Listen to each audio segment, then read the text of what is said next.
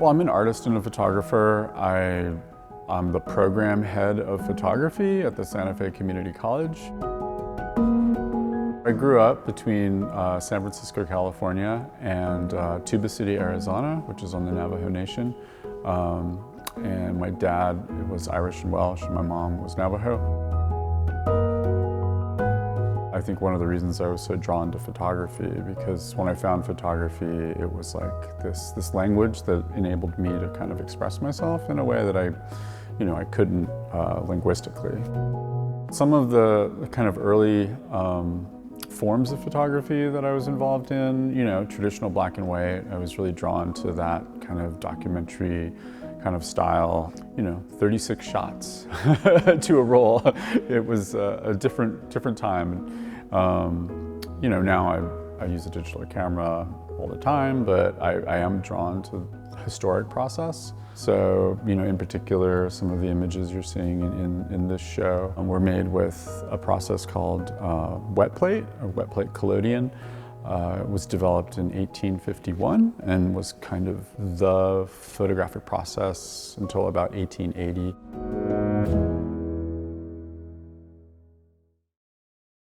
So first step of the process is to take this plastic off. With the wet plate process, it's a bit labor intensive. You're essentially making your own film.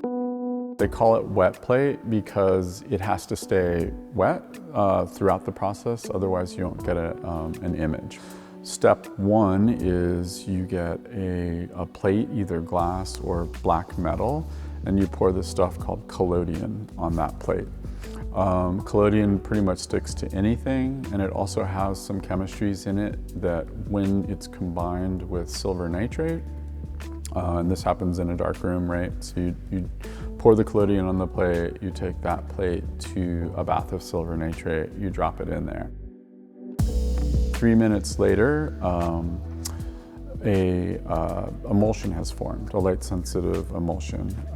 And so at that point, you have to use a safe light or do this in the dark, right? And so you load that plate into a film holder, carry that film holder to the camera, and you've already kind of set up your subject and they're kind of waiting. You make the exposure, and then with this process, one of the great things is you can take the subject with you back to the dark room, and they get to experience the actual kind of magic of analog photography, right? And so you have that exposed negative, you take it out of the film holder, you pour a developer on there, and a negative image starts to form, and so you kind of judge that. And then you stop it with water, and then when you put it in the fixer, this amazing thing happens. And at that point, you can actually turn the light on. So it kind of does this transition, this magic transition from a negative image to a positive image. So it kind of becomes this foggy kind of, it's not something that you can read, and then out of that emerges this beautiful positive image. And people are, I think, really moved and fascinated, and every time I see it, I'm just re-energized. I'm like, yeah, let's go make some more.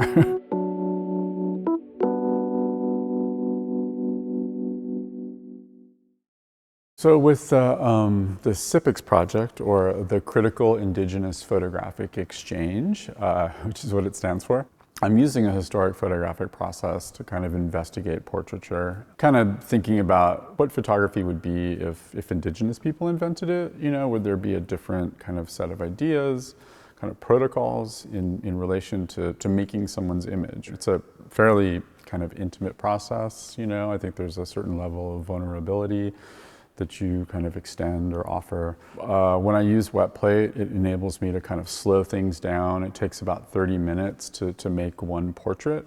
So I can have kind of a slower engagement with an individual and kind of deciding how they want to be represented. Pompey, years ago you served the people in the Pueblo Revolt in 1680. I was also incorporating another technology, a 21st century technology called augmented reality, with this historic photographic process.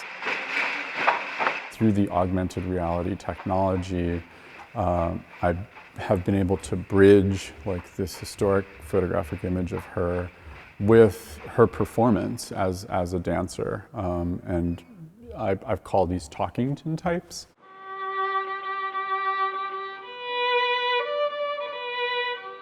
Will Canham is a violinist, and he did a rendition of 10 Little Indians, and he talks about like that song, that nursery rhyme's relationship to kind of a history of genocide.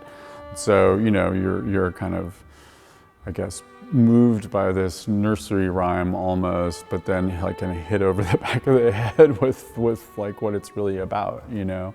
And his kind of reframing of it, I think, is, you know, it's a pretty powerful kind of expression of, you know, indigeneity today.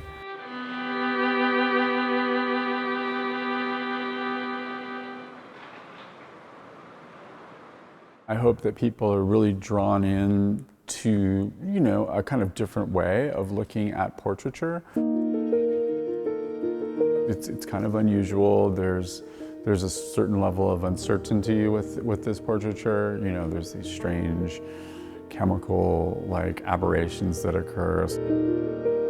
In terms of the indigenous folks, hopefully people like are moved by like the diversity, the, you know, agency of the people. Yeah, and I mean, I think on a broader level, I hope that it makes people think about what it means to share the portraiture process with someone, slowing things down and you know, thinking about what it means to make yourself vulnerable, to make yourself like available to this kind of engagement. I mean, every time I have one of these kind of engagements or work with people in this way, I think it you know, it excites me to make more, and it just kind of propels the project forward.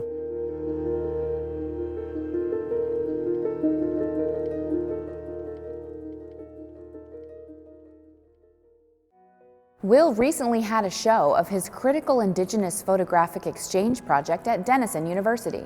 To see what's currently on exhibit there, visit the Denison Museum website at denison.edu/places/museum. To see more of Will's talking tintypes, download the app and visit his website at willwilson.photoshelter.com.